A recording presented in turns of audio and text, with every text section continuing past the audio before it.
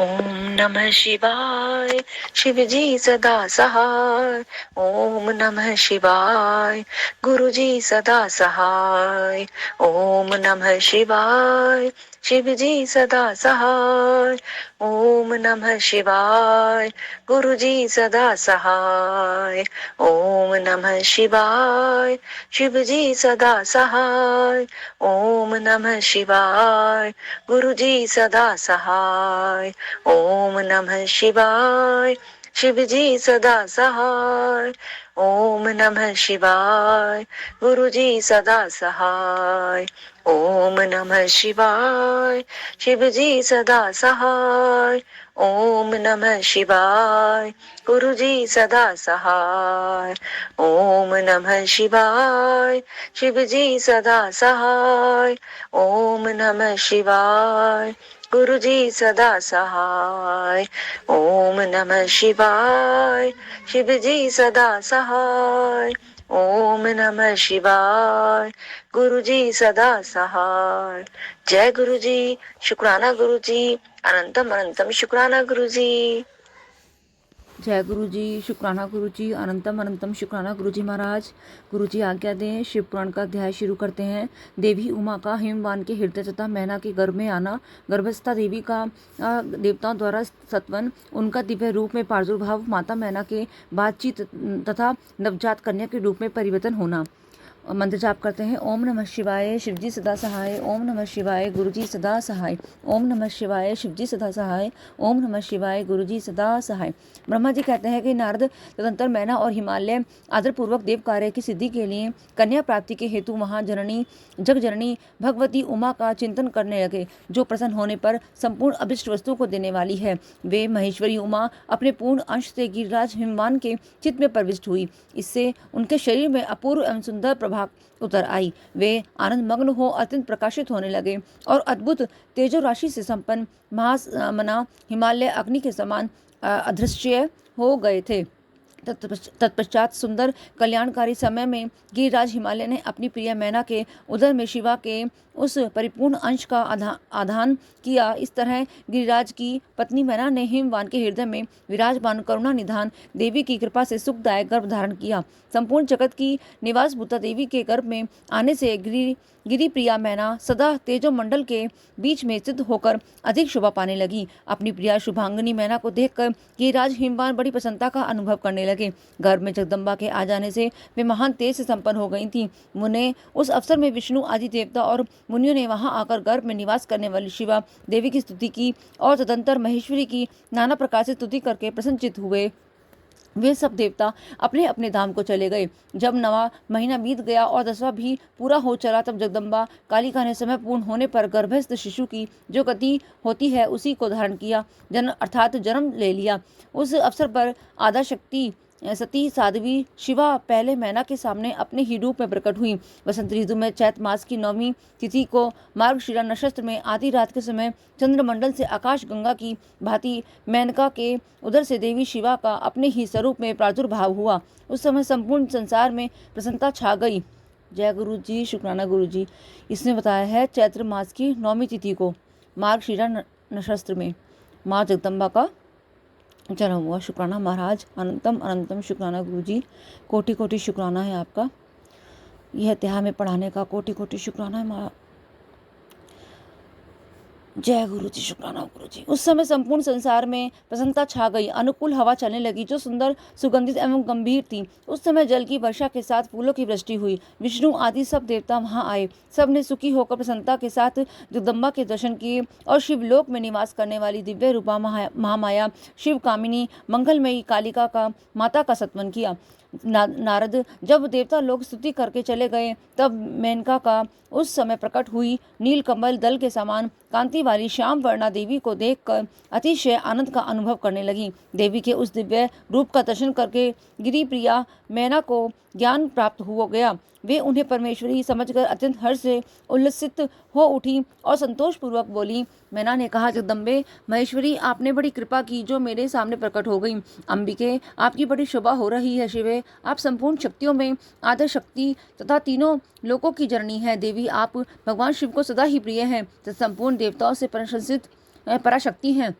महेश्वरी, आप कृपा करें और इसी रूप से मेरे ध्यान में स्थित हो जाएं। साथ ही मेरी पुत्री के अनुरूप प्रत्यक्ष दर्शनीय रूप धारण करें। ब्रह्मा जी कहते हैं, नारद, पर्वत पत्नी मैना की यह बात सुनकर अत्यंत प्रसन्न हुई। शिवा देवी ने उस गिरी प्रिया को इस प्रकार उत्तर दिया। देवी बोली, मैना, तुमने पहले तत्परता पूर्वक मेरी बड़ी सेवा की थी। उस समय तुम्हारी भक्ति से प्रसन्न हो मैं वर देने के लिए तुम्हारे निकट आई। वर मांगो। मेरी इस वाणी को सुनकर तुमने जो वर मांगा वह इस प्रकार है। महादेवी, आप मेरी पुत्री हो जाएं और देवताओं का हित साधन करें। तब मैंने तथास्तु कहकर तुम्हारे सादर यह वर दे दिया और मैं अपने धाम को चली गई। गिरी का कामिनी, उस वर के अनुसार समय पाकर आज मैं तुम्हारी पुत्री हुई हूँ। आज मैंने जो दिव्य रूप का दर्शन कराया है, इसका उद्देश्य इतना ही है कि तुम्हें मेरे स्वरूप का स्मरण हो जाए, अन्यथा मनुष्य रूप में प्रकट होने पर मेरे विषय में तुम अनजान ही बनी रहती। अब तुम दोनों दंपति पुत्री भाव से अथवा दिव्य भाव से मेरा निरंतर चिंतन करते हुए मुझ में स्नेह रखो। इससे मेरी उत्तम गति प्राप्त होगी। मैं पृथ्वी पर अद्भुत लीला करके देवताओं का कार्य सिद्ध करूंगी। भगवान शंभु की पत्नी होंगी और सज्जनों का संकट में उद्धार करूंगी। ऐसा कहकर जगन माता शिवा चुप हो गईं और उसी क्षण माता के देखते देखते प्रसन्नतापूर्वक नवजात पुत्री के रूप में परिवर्तित हो गईं। अध्याय 6 विराम। अब आगे है पार्वती का नामकरण और विद्या अध्ययन। नारद का हिमवान के यहाँ जाना, पार्वती का हाथ देकर भावी फल बताना, चिंतित हुए हिमवान को आश्वासन दे पार्वती का विवाह शिवजी के साथ करने को कहना और उनके संदेह का निवारण करना। ब्रह्मा जी कहते हैं कि नारद मैना के सामने महातेजस्विनी कन्या होकर लौकिक गति का आश्रय ले वह रोने लगी। उसका मनोहर रुदन सुनकर घर की सब स्त्रियां हर्ष से खिल उठी और बड़े वेग से प्रसन्नतापूर्वक वहां आ पहुंची। नील कमल दल के समान श्याम कांति वाली उस परम तेजस्विनी और मनोरम कन्या को देखकर गिरिराज हिमालय अतिशय आनंद में निमग्न हो गए। तदंतर सुंदर मुहूर्त में मुनियों के साथ हिमवान ने अपनी पुत्री के काली आदि सुखदायक नाम रखे। देवी शिवा गिरिराज के भवन में दिनों दिन बढ़ने लगी। ठीक उसी तरह जैसे वर्षा के समय में गंगा जी की जल राशि और शरद ऋतु के शुक्ल पक्ष में चांदनी बढ़ती है। सुशीलता आदि गुणों से संयुक्त तथा बंधुजनों की प्यारी उस कन्या को कुटुंब के लोग अपने कुल के अनुरूप पार्वती नाम से पुकारने लगे। माता ने कालिका को उमा अरि तपस्या मत कर कहकर तप करने से रोका था। मुने, इसलिए वह सुंदर मुख वाली गिरिराज नंदिनी आगे चलकर लोक में उमा के नाम से विख्यात हो गई। नारद तदंतर जब विद्या के उपदेश का समय आया तब शिवा देवी अपने चित्त को एकाग्र करके बड़ी प्रसन्नता के साथ श्रेष्ठ गुरु से विद्या पढ़ने लगी। पूर्व जन्म की सारी विद्याएं उन्हें उसी तरह प्राप्त हो गईं जैसे शरत काल में हंसों की पात अपने आप सर्वांग गंगा के तट पर पहुंच जाती है और रात्रि में अपना प्रकाश सतह महोषधियों को प्राप्त हो जाता है। मुने, इस प्रकार मैंने शिवा की किसी एक लीला का ही वर्णन किया है। अब अन्य लीला का वर्णन करूंगा, सुनो। एक समय की बात है कि तुम भगवान शिव की प्रेरणा से प्रसन्नतापूर्वक हिमालय के घर गए। मुने, तुम शिव तत्व से ज्ञाता और उसकी लीला के जानकारों में श्रेष्ठ हो। नारद गिरिराज हिमालय ने तुम्हें घर पर आया देख प्रणाम करके तुम्हारी पूजा की और अपनी पुत्री को बुलवाकर उससे तुम्हारे चरणों में प्रणाम करवाया। मुनीश्वर फिर स्वयं ही तुम्हें नमस्कार करके हिमाचल ने अपने सौभाग्य की सराहना की और अत्यंत मस्तक झुकाए हाथ जोड़कर तुमसे कहा। हिमालय बोले, हे मुनि नारद, हे ब्रह्मपुत्रों में श्रेष्ठ ज्ञानवान प्रभु, आप सर्वज्ञ हैं और कृपा पूर्वक दूसरों के उपकार में लगे रहते हैं। मेरी पुत्री की जन्म कुंडली में जो दोष गुण हो उसे बताइए। मेरी बेटी किसी सौभाग्यवती प्रिय पत्नी होगी।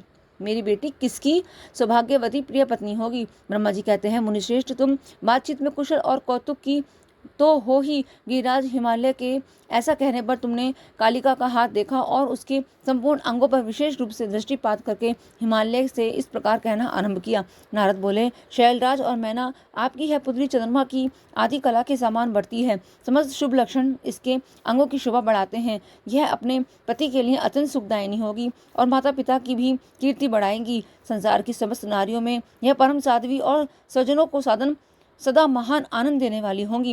गिरिराज, तुम्हारी पुत्री के हाथ में सब उत्तम लक्षण ही विद्यमान है, केवल एक रेखा विलक्षण है। उसका यथार्थ फल सुनो। इसे ऐसा पति प्राप्त होगा जो योगी, नंग धड़ंग रहने वाला, निर्गुण और निष्काम होगा। उसके न माँ होगी न बाप, उसे मान सम्मान का कोई भी ख्याल नहीं रहेगा और वह सदा अमंगल वेश धारण करेगा। ब्रह्मा जी कहते हैं कि नारद, तुम्हारी इस बात को सुन और सत्य मानकर मैना तथा हिमालय दोनों पति पत्नी बहुत दुखित हुए, परंतु जगदम्बा शिवा तुम्हारे ऐसे वचन को सुनकर और लक्ष्मण द्वारा उस भावी पति को शिव मानकर मन ही मन हर्ष से खिल उठी। नारद जी की बात कभी झूठी नहीं हो सकती, यह सोचकर शिवा भगवान शिव के युगल चरणों में संपूर्ण हृदय से अत्यंत स्नेह करने लगी। नारद, उस समय मन ही मन दुखी हो हिमवान ने तुमसे कहा, मुने, यह रेखा का फल सुनकर मुझे बड़ा दुख हुआ है। मैं अपनी पुत्री को उससे बचाने के लिए क्या उपाय करूं? मुने, तुम महान कौतुक करने वाले और वार्तालाप विशारद हो। हिमवान की बात सुनकर अपने मंगलकारी वचनों द्वारा उनका हर्ष बढ़ाते हुए तुमने इस प्रकार कहा। नारद जी बोले,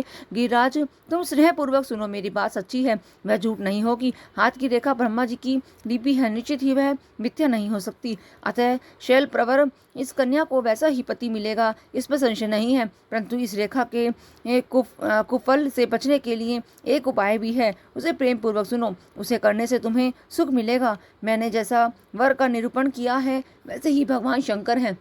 वे सर्व समर्थक हैं और लीला के लिए अनेक रूप धारण करते रहते हैं। उनमें समस्त कुलक्षण सद्गुणों के समान हो जाएंगे। समर्थ पुरुषों में कोई दोष भी न हो तो वह उसे दुख नहीं देता, असमर्थ के लिए ही वह दुखदायक होता है। इस विषय में सूर्य, अग्नि और गंगा का दृष्टांत सामने रखना चाहिए। इसलिए तुम विवेक पूर्वक अपनी कन्या शिवा को भगवान शिव के हाथ में सौंप दो। भगवान शिव सबके ईश्वर, सेव्य, निर्विकार, सामर्थ्यशाली और अविनाशी हैं। वे जल्दी ही प्रसन्न हो जाते हैं, अतः शिवा को ग्रहण कर लेंगे, इसमें संशय नहीं है। विशेषतः वह तपस्या से वश में हो जाते हैं। यदि शिवा तप करे तो सब काम ठीक हो जाएगा। सर्वेश्वर शिव सब प्रकार से समर्थ हैं, वह इंद्र के वज्र का विनाश कर सकते हैं। ब्रह्मा जी उनके अधीन हैं तथा वे सबको सुख देने वाले हैं। पार्वती भगवान शंकर की प्यारी पत्नी होंगी। तुम सदा रुद्रदेव के अनुकूल रहेंगी, क्योंकि वह महासाध्वी और उत्तम व्रत का पालन करने वाली हैं तथा माता पिता के सुख को बढ़ाने वाली हैं। यह तपस्या करके भगवान शिव के मन को अपने वश में कर लेंगी और वे भगवान भी इसके सिवा किसी दूसरी स्त्री से विवाह नहीं करेंगे। इन दोनों का प्रेम एक दूसरे के अनुकूल है। वैसा उच्च कोटि का प्रेम न तो किसी का हुआ है और न इस समय और न आगे होगा। गिरिश्रेष्ठ, इन्हें देवताओं के कार्य करने हैं। उनके जो काम नष्ट प्राय हो गए हैं उन सबका इनके द्वारा पुनः उज्जीवन या उद्धार होगा।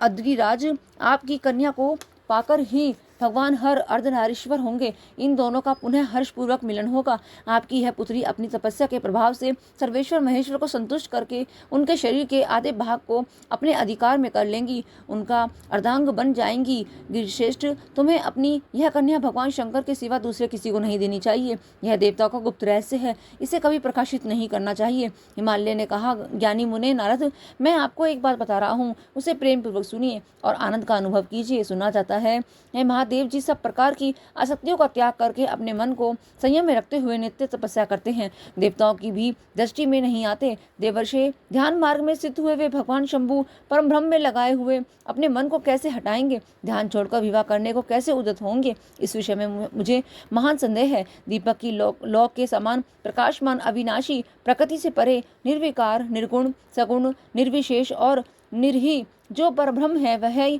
उनका अपना सदाशिव नामक स्वरूप है। अतः वे उसी का सर्वत्र साक्षात्कार करते हैं। किसी बाह्य अनात्म वस्तु पर दृष्टि नहीं डालते। उन्हें यहाँ आए हुए किन्नरों के मुख से उनके विषय में नित्य ऐसी ही बात सुनी जाती है। क्या वह बात मिथ्या ही है? विशेषतः यह बात भी सुनने में आती है कि भगवान हर ने पूर्व काल में सती के समक्ष एक प्रतिज्ञा की थी। उन्होंने कहा था कि दक्ष कुमारी प्यारी सती, मैं तुम्हारे सिवा दूसरी किसी स्त्री का अपनी पत्नी बनाने के लिए न वरण करूंगा न ग्रहण, यह मैं तुमसे सत्य कहता हूँ। इस प्रकार सती के साथ उन्होंने पहले ही प्रतिज्ञा कर ली है। अब सती के मर जाने पर वह दूसरी किसी स्त्री को कैसे ग्रहण करेंगे? यह सुनकर तुम नारद ने कहा, महामते गिरिराज, इस विषय में तुम्हें चिंता नहीं करनी चाहिए। तुम्हारी यह बात पुत्री काली ही पूर्व काल में दक्ष कन्या सती ही हुई थी। उस समय इसी का सदा सर्व मंगलदायी सती नाम था। वे सती दक्ष कन्या होकर रुद्र की प्यारी पत्नी हुई थी। उन्होंने पिता के यज्ञ में अनादर पाकर तथा भगवान शंकर का भी अपमान हुआ देख क्रोध पूर्वक अपने शरीर को त्याग दिया था। वे ही सती फिर तुम्हारे घर में उत्पन्न हुई हैं। तुम्हारी पुत्री साक्षात जगदम्बा शिवा है। यह पार्वती भगवान हर की पत्नी होंगी, इसमें संशय नहीं है। नारद, ये सब बातें तुमने हिमवान को विस्तार पूर्वक बताई। पार्वती का वह पूर्व रूप और चरित्र प्रीति को बढ़ाने वाला है। काली के उस संपूर्ण पूर्व वृत्तांत को तुम्हारे मुख से सुनकर हिमवान अपनी पत्नी और पुत्र के साथ तत्काल संदेह रहित हो गई। इस तरह तुम्हारे मुख से अपनी उस पूर्व कथा को सुनकर काली ने लज्जा के मारे मस्तक झुका लिया और उसके मुख पर मंद मुस्कान की प्रभा फैल गई। गिरिराज हिमालय पर पार्वती के उस चरित्र को सुनकर उसके माथे पर हाथ फेरने लगे और मस्तक सूंघ कर उसे अपने आसन के पास ही बिठा लिया। नारद, इसके पश्चात तुम उसी क्षण प्रसन्नतापूर्वक स्वर्गलोक को चले गए और गिरिराज हिमवान भी मन ही मन मनोहर आनंद से युक्त हो अपने सर्वसंपन्न शक्तिशाली भवन में प्रविष्ट हो गए। अध्याय 7-8 विराम। जय गुरु जी। अब अध्याय है मैना और हिमालय की बातचीत, पार्वती तथा हिमवान के स्वप्न तथा भगवान शिव से मंगल ग्रह की उत्पत्ति का प्रसंग। ब्रह्मा जी कहते हैं कि नारद, जब तुम स्वर्गलोक को चले गए तब से कुछ काल और व्यतीत हो जाने पर एक दिन मैना ने हिमवान के निकट जाकर उन्हें प्रणाम किया। फिर खड़ी हो वे गिरिकामिनी मैना अपने पति से विनयपूर्वक बोली। मैना ने कहा, प्राणनाथ, उस दिन नारद मुनि जो बात कही थी उसको स्त्री स्वभाव के कारण ही मैंने अच्छी तरह नहीं समझा। मेरी तो यह प्रार्थना है कि आप कन्या का विवाह किसी सुंदर वर के साथ कर दीजिए। वह विवाह सर्वथा अपूर्व सुख देने वाला होगा। गिरिजा का वर शुभ लक्षणों से संपन्न और कुलीन होना चाहिए। मेरी बेटी मुझे प्राणों से भी अधिक प्रिय है। वह उत्तम वर पाकर जिस प्रकार भी प्रसन्न और सुखी हो सके वैसा कीजिए। आपको मेरा नमस्कार है। ऐसा कहकर मैना अपने पति के चरणों में गिर पड़ी। उस समय उनके मुख पर आंसुओं की धारा बह रही थी। प्रयाग शिरोमणि हिमवान ने उन्हें उठाया और यथावत समझाना आरंभ किया। हिमालय बोले, देवी, मैं यथार्थ और तत्व की बात बताता हूँ, सुनो। भ्रम छोड़ो, मुनि की बात कभी झूठी नहीं हो सकती। यदि बेटी पर तुम्हें स्नेह है तो उसे सादर शिक्षा दो कि वह भक्तिपूर्वक सुस्थिर चित्त से भगवान शंकर के लिए तप करे। मेनके, यदि भगवान शिव प्रसन्न होकर काली का पानी ग्रहण कर लेते हैं तो सब शुभ ही होगा। नारद जी का बताया हुआ अमंगल या अशुभ नष्ट हो जाएगा। शिव के समीप सारे अमंगल सदा मंगल रूप हो जाते हैं। इसलिए तुम पुत्री को शिव की प्राप्ति के लिए तपस्या करने की शीघ्र शिक्षा दो। ब्रह्मा जी कहते हैं, नारद, हिमवान की यह बात सुनकर मैना को बड़ी प्रसन्नता हुई। वे तपस्या में रुचि उत्पन्न करने के लिए पुत्री को उपदेश देने के निमित्त उसके पास गई, परंतु बेटी के सुकुमार अंग पर दृष्टिपात करके मैना के मन में बड़ी व्यथा हुई। उनके दोनों नेत्रों में तुरंत आंसू भर आए। फिर तो गिरी प्रिया मैना में अपनी पुत्री को उपदेश देने की शक्ति नहीं रह गई। अपनी माता की उस चेष्टा को पार्वती जी शीघ्र ही ताड़ गईं। तब वे सर्वज्ञ परमेश्वरी कालिका देवी माता को बारंबार आश्वासन दे तुरंत बोली। पार्वती ने कहा कि माँ, तुम बड़ी समझदार हो, मेरी यह बात सुनो। आज पिछली रात्रि के समय ब्रह्म मुहूर्त में मैंने एक स्वप्न देखा है, उसे बताती हूँ माता जी। स्वप्न में एक दयालु एवं तपस्वी ब्राह्मण ने मुझे शिव की प्रसन्नता के लिए उत्तम तपस्या करने का प्रसन्नता पूर्वक उपदेश दिया है। नारद, यह सुनकर मेनका ने शीघ्र ही अपने पति को बुलाया और पुत्री के देखे हुए स्वप्न को पूर्णतः कह सुनाया। मेनका के मुख से पुत्री के स्वप्न को सुनकर गिरिराज हिमालय बड़े प्रसन्न हुए और अपनी प्रिय पत्नी को समझाते हुए बोले। गिरिराज ने कहा, प्रिय, पिछली रात में मैंने भी एक स्वप्न देखा है। मैं आदरपूर्वक उसे बताता हूँ, तुम प्रेम पूर्वक उसे सुनो। एक बड़े उत्तम तपस्वी थे। नारद जी ने वर के जैसे लक्षण बताए थे, उन्हीं लक्षणों से युक्त शरीर को उन्होंने धारण कर रखा था। वे बड़ी प्रसन्नता के साथ मेरे नगर के निकट तपस्या करने के लिए आए हैं। उन्हें देखकर मुझे बड़ा हर्ष हुआ और मैं अपनी पुत्री को साथ लेकर उनके पास आ गया। उस समय मुझे ज्ञात हुआ कि नारद जी के बताए हुए वर भगवान शंभु ये ही हैं। तब मैंने उन तपस्वी की सेवा के लिए अपनी पुत्री को उपदेश देकर उनसे भी प्रार्थना की कि वे इसकी सेवा स्वीकार करें, परंतु उस समय उन्होंने मेरी बात नहीं मानी। इतने में ही वहाँ सांख्य और वेदांत के अनुसार बहुत बड़ा विवाद छिड़ गया। तदनंतर उनकी आज्ञा से मेरी बेटी वहीं रह गई और अपने हृदय में उन्हीं की कामना रखकर भक्तिपूर्वक उनकी सेवा करने लगी। सुमुखी, यही मेरा देखा हुआ स्वप्न है जिसे मैंने तुम्हें बता दिया। अतः प्रिय, मैंने कुछ काल तक इस स्वप्न के फल की परीक्षा या प्रतीक्षा करनी चाहिए। इस समय यही उचित जाना पड़ता है। तुम निश्चय समझो, यही मेरा विचार है। ब्रह्मा जी कहते हैं, मुनीश्वर, नारद ऐसा कहकर गिरिराज हिमवान और मेनका शुद्ध हृदय से उस स्वप्न के फल की परीक्षा एवं प्रतीक्षा करने लगे। देवर्षि, शिव भक्त शिरोमणि भगवान शंकर का यश परम पावन, मंगलकारी, भक्ति वर्धक और उत्तम है।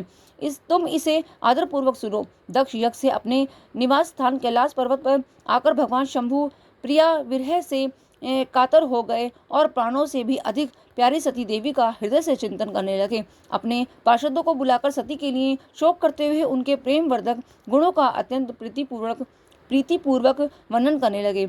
यह सब उन्होंने सांसारिक गति को देखने के लिए दिखाने के लिए किया। फिर गृहस्थ आश्रम की सुंदर स्थिति तथा नीति रीति का परित्याग करके वे दिगंबर हो गए और सब लोकों में उन्मत्त की भांति भ्रमण करने लगे। लीला कुशल होने के कारण विरही की अवस्था का प्रदर्शन करने लगे। सती के विरह से दुखित हो कहीं भी उनका दर्शन न पाकर भक्त कल्याणकारी भगवान शंकर पुनः कैलाश गिरी पर लौट आए और मन को यत्नपूर्वक एकाग्र करके उन्होंने समाधि लगा ली, जो समस्त दुखों का नाश करने वाली है। समाधि में वे अविनाशी स्वरूप का दर्शन करने लगे। इस तरह तीनों गुणों से रहित हो वे भगवान शिव चिरकाल तक सुस्थिर भाव से समाधि लगाने बैठे रहे। वे प्रभु स्वयं ही माया के अधिपति निर्विकार परब्रह्म हैं। तदंतर जब असंख्य वर्ष व्यतीत हो गए तब उन्होंने समाधि छोड़ी। उसके बाद तुरंत ही जो चरित्र हुआ उसे मैं तुम्हें बताता हूँ। भगवान शिव के ललाट से उस समय श्रम जनित पसीने की एक बूंद पृथ्वी पर गिर पड़ी और तत्काल एक शिशु के रूप में परिणत हो गई। मुने उस बालक के 4 भुजाएं थीं, शरीर की कांति लाल थी और आकार मनोहर था। दिव्य द्युति से दीप्तिमान वह शोभाशाली बालक अत्यंत दुस्सह तेज से संपन्न था। तथापि उस समय लोकाचार पारायण परमेश्वर शिव के आगे यह साधारण शिशु की भांति रोने लगा। यह देख पृथ्वी भगवान शंकर से बहमान उत्तम बुद्धि से विचार करने के पश्चात सुंदरी स्त्री का रूप धारण करके वहीं प्रकट हो गई। उन्होंने उस सुंदर बालक को तुरंत उठाकर अपनी गोद में रख लिया और अपने ऊपर प्रकट होने वाले दूध को ही स्तन्य के रूप में उसे पिलाने लगी। उन्होंने स्नेह से उसका मुंह चूमा और अपना ही बालक मानकर हंस हंस कर उसे खिलाने लगी। परमेश्वर शिवा का हित साधन करने वाली पृथ्वी देवी सच्चे भाव से स्वयं उसकी माता बन गई। संसार की सृष्टि करने वाले परम कौतुक की एवं विद्वान अंतर्यामी शंभु वह चरित्र देखकर हंस पड़े और पृथ्वी को पहचान कर उनसे बोले, धरणी तुम धन्य हो, मेरे इस पुत्र को प्रेम पूर्वक पालन करो। यह श्रेष्ठ शिशु मुझ महातेजस्वी शंभु के श्रम जल पसीने से तुम्हारे ही ऊपर उत्पन्न हुआ है। वसुदेव, यह प्रियकारी बालक यद्यपि मेरे श्रम जल से प्रकट हुआ है तथापि तुम्हारे नाम से तुम्हारे ही पुत्र के रूप में इसकी ख्याति होगी। यह सदा त्रिविध तापों से रहित होगा, अत्यंत गुणवान और भूमि देने वाला होगा। यह मुझे भी सुख प्रदान करेगा। तुम इसे अपनी रुचि के अनुसार ग्रहण करो। ब्रह्मा जी कहते हैं कि नारद, ऐसा कहकर भगवान शिव चुप हो गए। उनके हृदय से विरह का प्रभाव कुछ कम हो गया। उनमें विरह क्या था? वे लोकाचार का पालन कर रहे थे। वास्तव में सत्पुरुषों के प्रिय श्री रुद्रदेव निर्विकार परमात्मा ही हैं। शिव की उपयुक्त आज्ञा को शिरोधार्य करके पुत्र सहित पृथ्वी देवी शीघ्र ही अपने स्थान को चली गईं। उन्हें आत्यंतिक सुख मिला। वह बालक भोम नाम से प्रसिद्ध हो युवा होने पर तुरंत काशी चला गया और वहां उसने दीर्घ काल तक भगवान शंकर की सेवा की। विश्वनाथ जी की कृपा से ग्रह की पदवी पाकर वे भूमि कुमार शीघ्र ही श्रेष्ठ एवं दिव्य लोक में चले गए, जो शुक्र लोक से परे है। अध्याय 9 और 10 विराम। जय गुरु जी, शुक्राना गुरु जी।